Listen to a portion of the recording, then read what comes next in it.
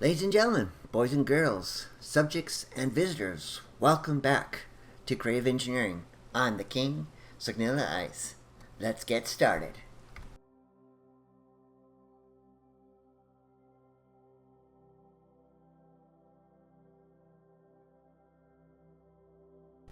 Hey folks! First of all, I'd like to thank y'all for your support. As we can tell, we have 121 YouTube subs and 9 Rumble followers, so thank you very much for your support. Let me take a quick nap to get rid of this rain, and I'll tell you what we're going to be working on today.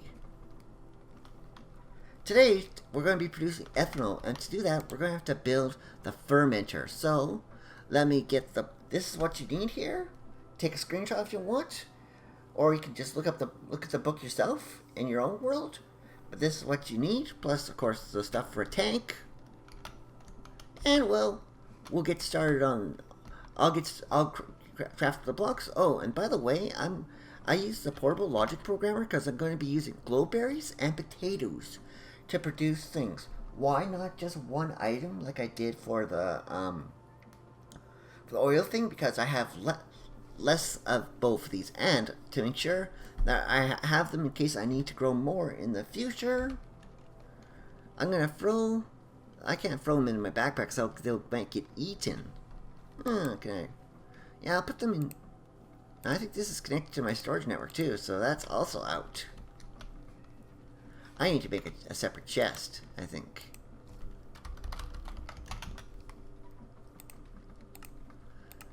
To be just in case. One that's not connected to my storage network. There. Well, that's a cat. Well, if we had any fish, I could try and tame it. We do have a tropical fish. Let's see if he'll eat it. Nope.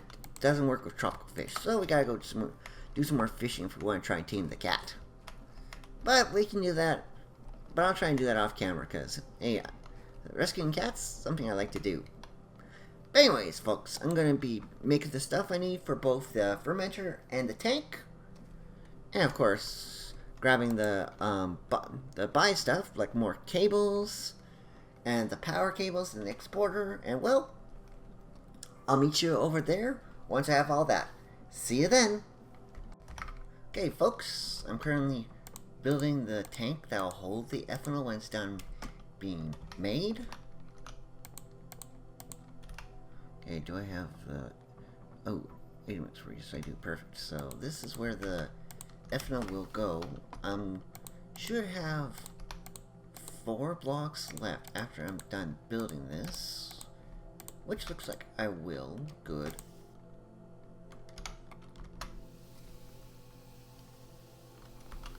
Because I'll need them for the fermenter, which we're going to be building together, folks. Unlike last episode where I forgot to record as I was doing it. So we're just right click. I said right click. Right click on there, boom, and it's done. Now I'll want to connect up the pipes to the top, I think. Just to make sure that it looks proper when it's ready to go. And so I can line it up well.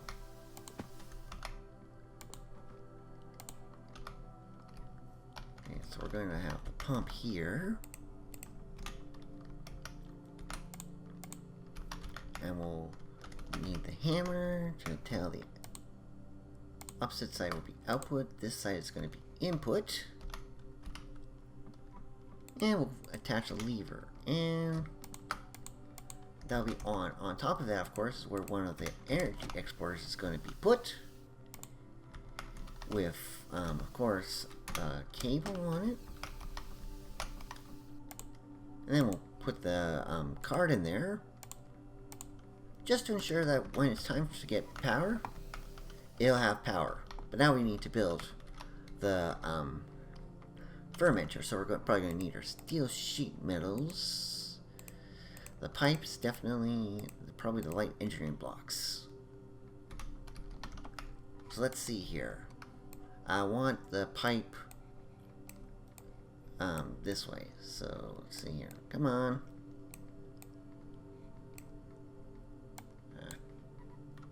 Fermenter.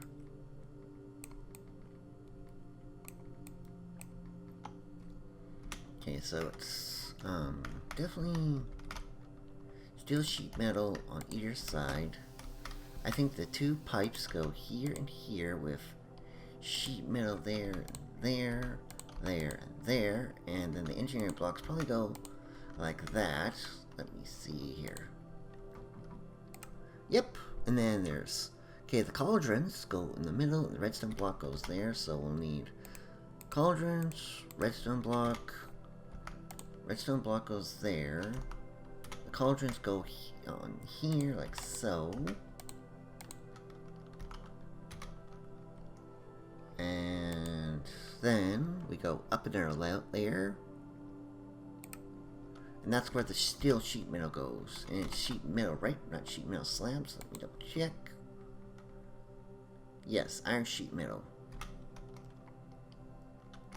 And then the build should be complete after we right click the, use the hammer. Now to assemble this multi-block and get it working, we right click on this cauldron with the hammer, and what do you know, the fermenter is up and running.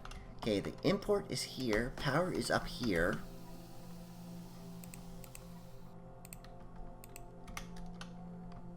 and we put the pipe there so we can pipe the pump stuff out. Ooh, do we need a lever on this? No, we do not, I don't think. I mean, there's probably a way to set it up so a Crete can monitor that and stop it when it's full, but yeah. We'll do the energy exporter on there with the cable on there.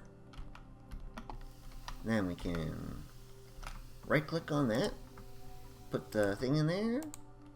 There, now the energy will work, and then we can put the exporter on there, put the cable in. Then we can just throw the list card into the export items slot.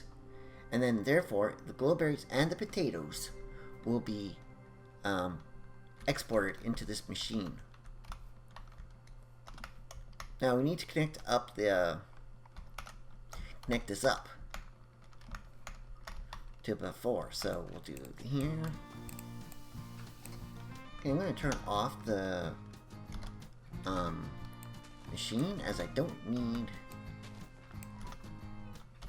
Yes, I'm going to run the cable over. See, I want to run the cable over and down. Do not. Ooh, I don't want to run it up there.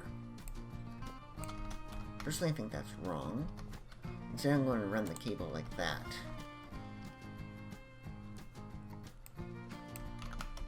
I'm going to tunnel over to this to connect up to that, and then the power will run probably, let me see, I want to do the power for this right here,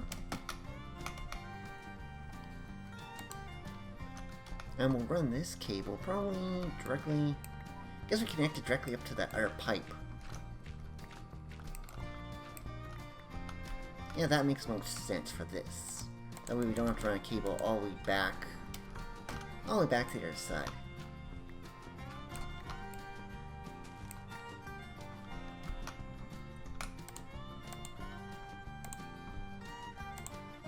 There we go. Okay, right, I gotta reactivate the jetpack. And we should cover that up. Although later, this will be switched from grass, probably, to some sort of industrial block when we actually build the whole thing. But for now, we can run the cables over here. Because this is only like the second of 4 parts to this. This is actually a pretty complex build. And now, let's look. We are getting ethanol. Excellent. And right now it's using glowberries, because that's the first item in the list. Although it will also use potatoes if the glowberries run out. but I always will prefer glowberries. And glowberries produce 100 millibuckets of ethanol per berry processed, whereas potatoes produce 80 millibuckets of ethanol. But ladies and gentlemen, that's it. That's how you that's it. That's how you produce ethanol automatically. Like I said, I do recommend 2 items. I mean, and here is purely, we're all out of the item that we used to make plant oil. But we got 92 buckets. And let's see, what's the export? Beetroot seeds. So we gotta either grow more beetroots to keep up with the beetroot seeds, or we gotta add more seeds to that thing. So that might be something I have to set up. So I might set that up in the next episode. Actually, because well, I might have the garden cloche, but we might need more because we don't want to run out of plant oil.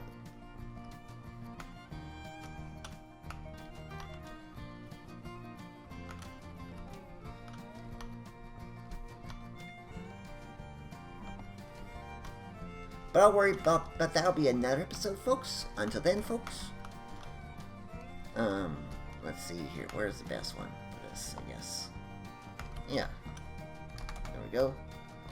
Well, folks, that's all I got for this episode of Creative Engineering, where I showed you how to automatically produce the ethanol that we need for biodiesel.